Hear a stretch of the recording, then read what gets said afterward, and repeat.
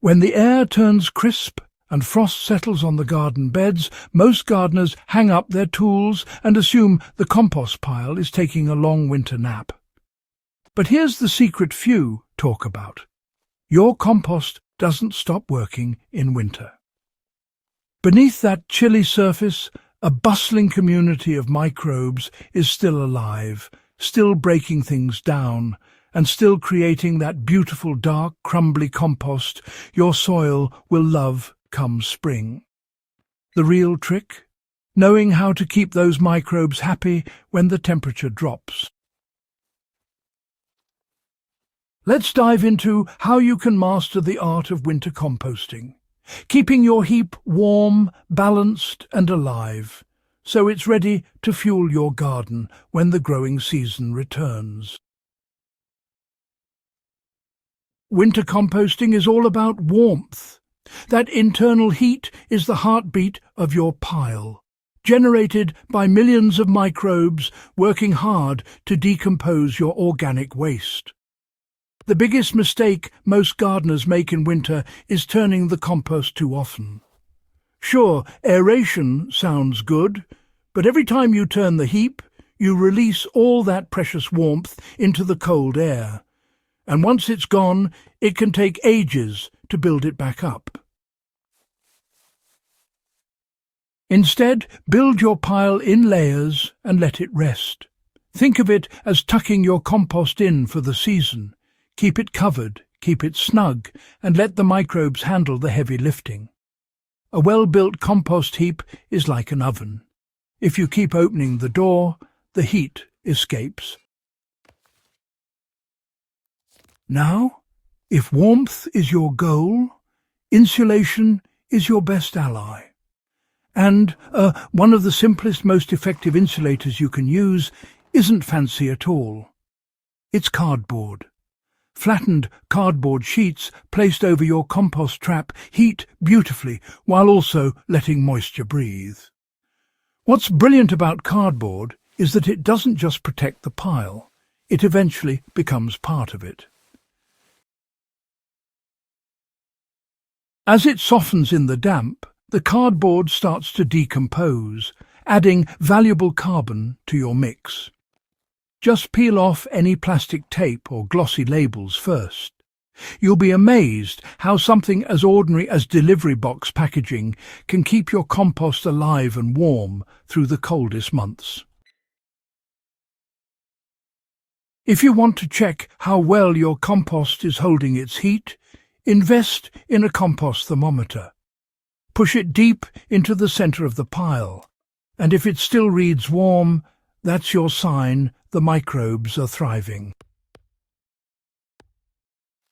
Here's where most winter composters slip up: balance. It's easy to pile up too many dry leaves and twigs in winter because greens are harder to come by. But composting needs a mix of both to keep things breaking down efficiently.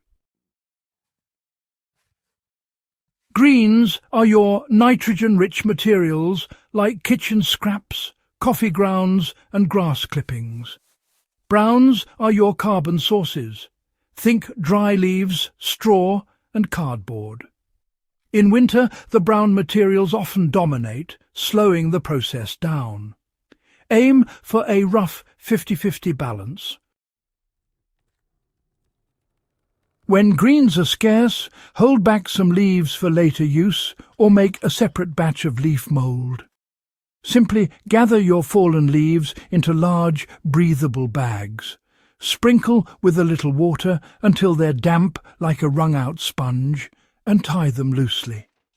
Leave them in a shaded spot for a year or two, and you'll have soft, crumbly leaf mould that's pure gold for improving soil structure and retaining moisture.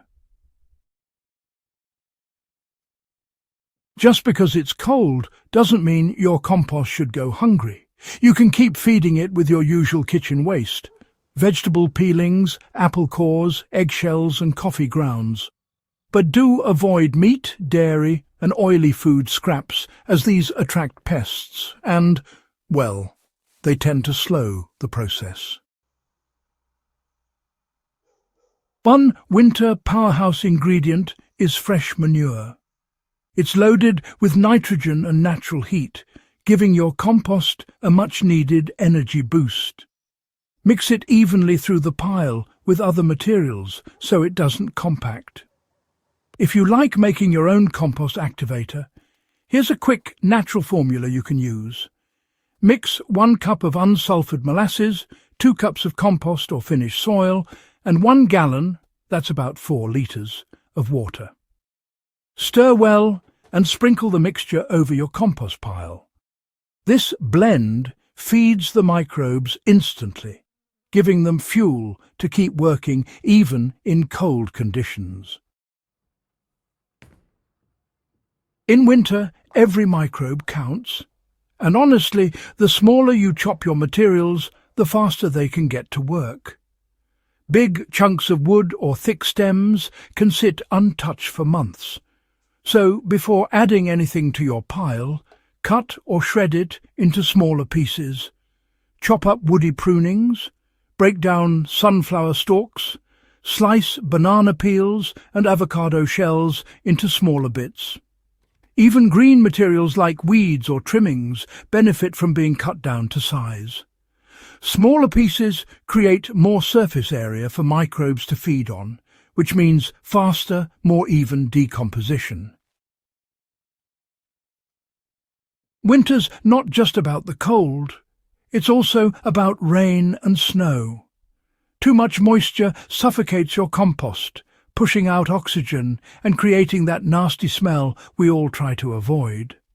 The goal is moisture like a wrung-out sponge, damp but not dripping. Always keep your heap covered. A compost bin lid works best, but a simple tarp or even a thick layer of cardboard will do the trick. This cover prevents rainwater from turning your compost into a soggy, airless mess.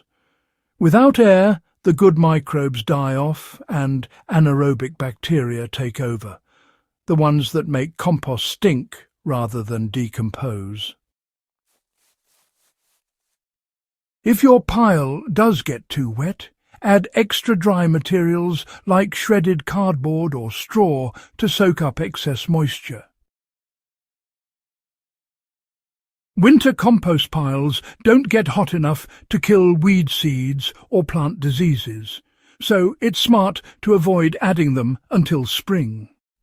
Stick with safe materials like kitchen scraps, healthy plant trimmings, and cardboard.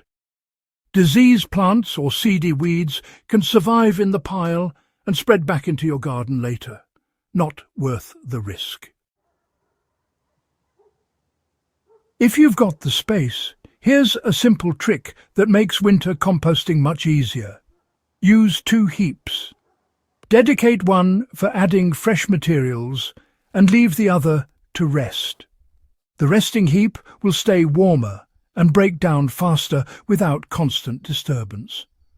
By spring, it'll be well on its way to becoming finished compost while your active pile keeps feeding. Think of it like a relay system. One pile does the running while the other catches its breath. The beauty of winter composting is that it teaches patience. You don't have to babysit your pile. Once it's layered, balanced, moist and covered, your main job is to leave it alone. The microbes know what they're doing, even if they're working a little slower in the cold. When spring arrives, all that quiet effort pays off with a rich, earthy compost that's ready to bring your garden back to life. A winter compost heap is more than just a pile of waste. It's a living system. Every peel, leaf and coffee ground you add feeds the circle of life happening right under your nose. Protect it, nurture it, and it'll reward you with some of the best compost you'll ever make.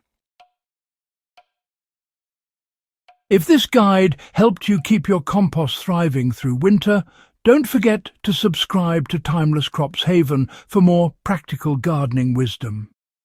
Share this with a fellow gardener who's ready to turn winter waste into next season's gold. Your compost doesn't have to hibernate. It just needs a little help to keep the magic alive.